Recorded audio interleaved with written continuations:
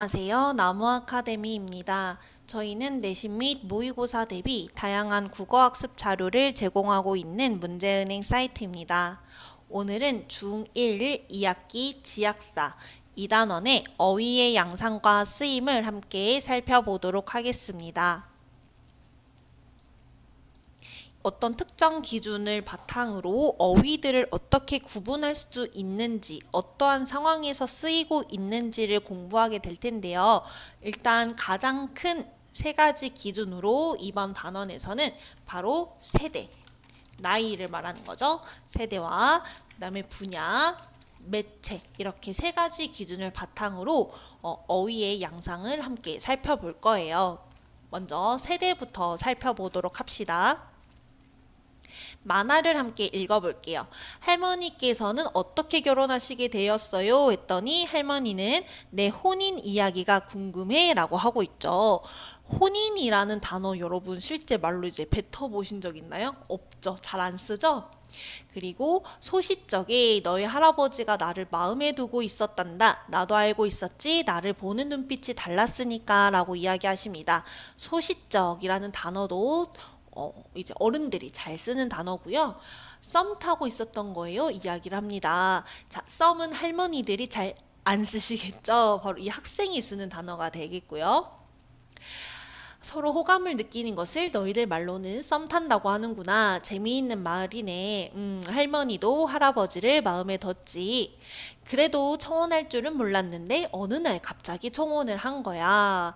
자, 할머니께서는 청혼이라는 말씀을 하셨고 이 할머니의 말에 학생은 프로포즈를 받으신 건가요? 그때는 프로포즈를 청혼이라고 했었죠? 라고 말을 합니다.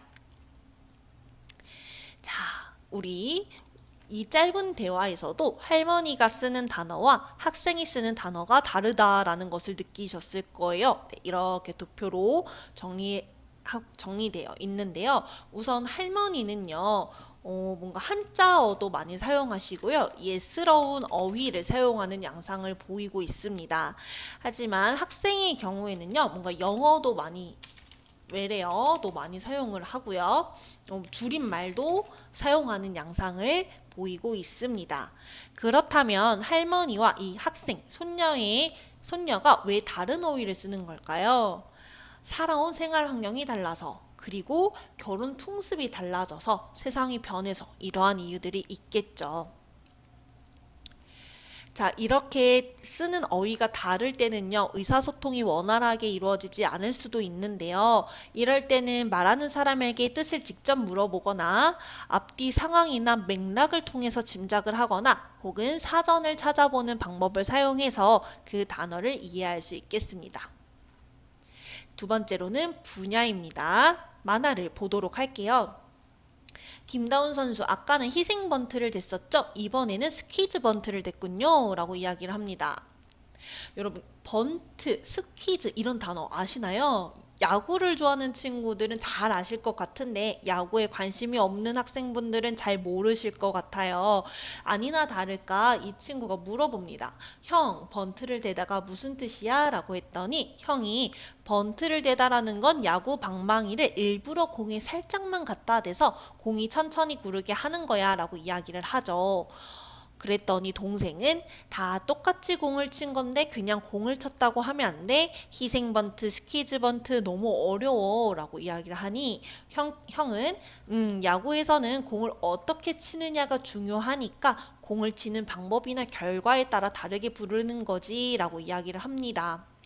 자, 그런데 한번 여러분 번트라는 단어를 안 쓰고 동생의 요구처럼 쉬운 말로 다 쓰게 된다면 해설이 지금 무슨 선수 야구 방망이를 일부러 공에 살짝만 갖다 대서 공을 일부러 천천히 구르게 하셨는데요 라고 굳이 길게 설명을 해야 돼요.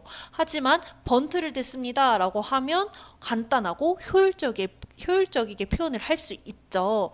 이게 바로 분야에 따른 어휘의 양상을 잘 보여주는 사례가 되겠습니다. 효율성을 높이기 위해서 이런 전문어를 사용을 하는 거죠. 자, 이렇게 전문 어휘를 사용하는 이유를 함께 정리를 해봅시다. 의미를 정확하게 드러내기 위해, 그 다음에 특히 야구 같은 경우는 공을 어떻게 치느냐가 중요하다 보니 치는 방법에 따라서 개념을 구분해서 부르기 위해 이러한 이유로 이런 단어들을 쓰는 거고요. 그 외에도 의학이나 법률, 요리 이런 곳에서 전문적인 어휘들이 많이 사용됩니다. 그 전문 분야가 발전함에 따라서 새로운 용어가 생겨나거나 그 뜻을 명확하고 세분하게 하기 위해서 해당 분야 사람들끼리 서로 정확하게 의사소통하기 위해서 이러한 전문어들을 사용하는 거죠. 그런데 여러분, 이런 특정 분야의 어휘를 그냥 그 전문 분야에서 일하고 있는 사람이 아닌 다른 사람에게 사용을 한다면 어떠한 문제점이 발생할까요? 이해하지 못하는 거겠죠. 예를 들어서 의사들끼리 무슨 수액 놔주세요, 어떤 환자의 증상에 관한 전문적인 용어를 사용했는데 이런 전문적인 용어를 환자의 보호자한테 이야기할 경우 환자의 보호자는 이해를 전혀 하지 못할 거예요. 그렇기 때문에 상황을 고려해서 전문어를 쉽게 풀어 말하는 것도 필요합니다. 세 번째로는 매체별로 어휘의 양상을 살펴보도록 할게요. 스마트폰 채팅인 것 같아요. 왼쪽에 있는 훈이라는 친구가 신나는 여름이란 영화 봤어? 라고 이야기를 했더니 이응 키읔이라고 하죠. 봤다라는 뜻이죠. 그쵸? 그런데 이거를 오키를 이렇게 초성만 적은 것 같아요. 왜 이렇게 적은 걸까요, 여러분? 빨리 효율적으로 말하기 위해서. 그쵸? 그랬더니 훈이라는 친구가 노잼 했더니 니은 노노 아니 재밌다란 뜻입니다. 그랬더니 주말에 보러 가야지.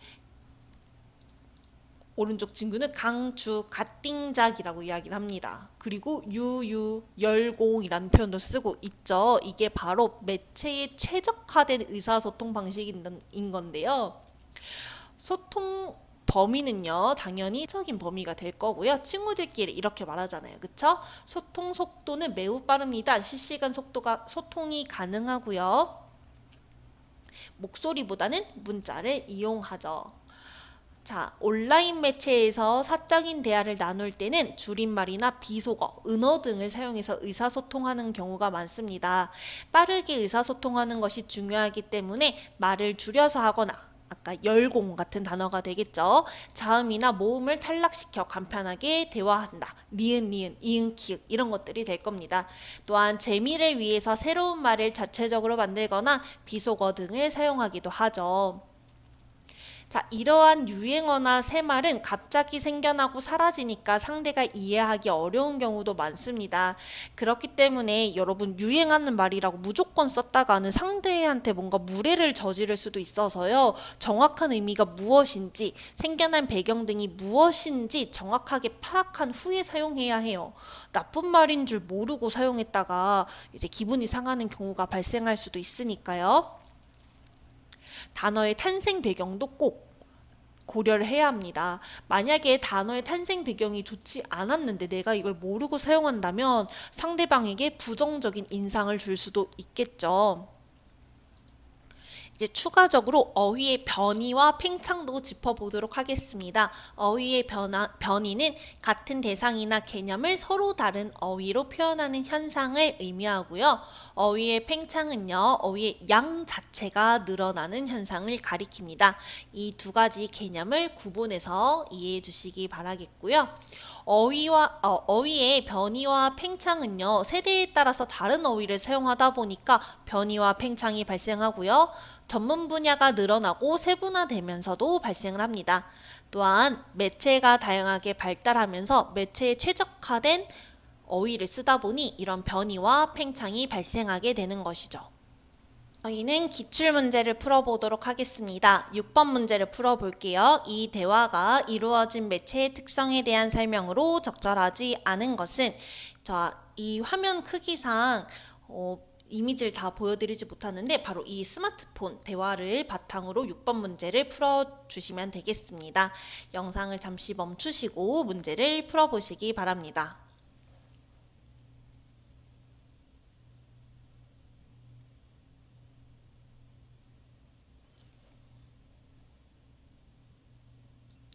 네, 여러분, 적절하지 않은 것은 몇 번이죠? 바로 4번이 되겠습니다. 음성이나 영상통화 기능 없이가 틀렸죠. 요즘에는 이 채팅방 자체에서도 음성통화가 가능하고요.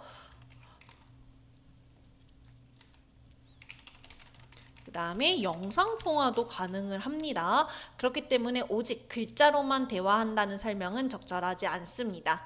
나머지 1번, 2번, 3번, 5번은 해당 매체에 사용된 어휘의 특징으로 적절한 설명이 되겠습니다. 해당 단원에 대한 더 많은 학습 자료는 저희 나무 아카데미를 확인해 주시기 바랍니다. 감사합니다.